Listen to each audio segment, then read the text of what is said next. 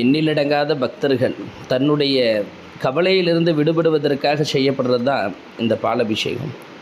எத்தனை பக்தர்கள் தன்னுடைய மனநிலையிலும் தன்னுடைய சுமைகளிலும் இருந்து விடுபட்டு இந்த வினைகளிலிருந்து வேறறுத்து செய்யப்படக்கூடிய காரியங்களிலே வெற்றி பெறுவதற்காக அன்னை உபதேசித்த அற்புதமான மருந்து தான் இந்த அபிஷேகம். தன் கரங்கள் கொண்டு முப்பெரும் தேவியருக்கு செய்யப்படக்கூடிய இந்த அபிஷேகம் எல்லாம் வல்ல அருளை பெறுகின்றது. ஒரு மனிதன் ஞானத்தை பெறுகின்றான், தூய்மை அடைகின்றான். அவனுடைய வினைகளிலிருந்து அவன் விடுபடுவதற்காக முதலடி எடுத்து வைக்கப்படுகின்றான் என்று உபதேசித்தாள்.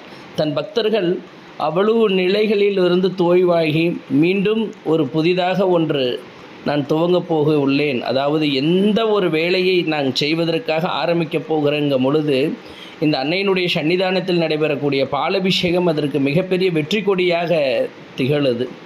நமக்கு ஏதாவது ஒன்று கிடைக்க பெறணும், நமக்கு ஏதாவது கிடைக்க வேண்டும், தன்னுடைய நீதிக்காக கிடைக்கப்பட வேண்டும் அப்படின்னு சொல்லி வேண்டப்படக்கூடிய வேண்டுதலை முழுமையாக இந்த தாய் பரிபூரணமாக ஏற்று மனம் குளிகின்றாள்.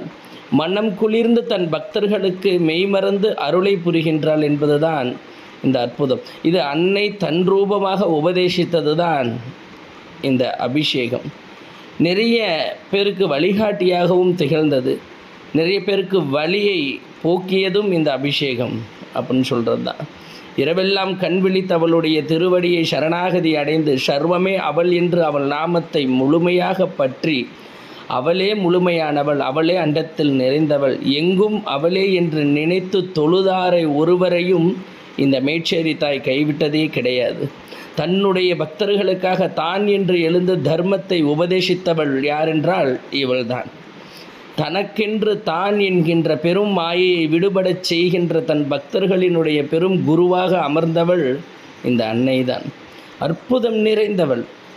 இவளுடைய தரிசனம் என்று காண்கின்றோமோ அன்று நம் வாழ்வில் ஒரு சின்ன வெளிச்சம் கிடைக்கப் போகின்றது என்று முழுமையான விதியினுடைய பயணத்தினுடைய அர்த்தமாகத்தான் இருக்கும். ஜெய்வராகி.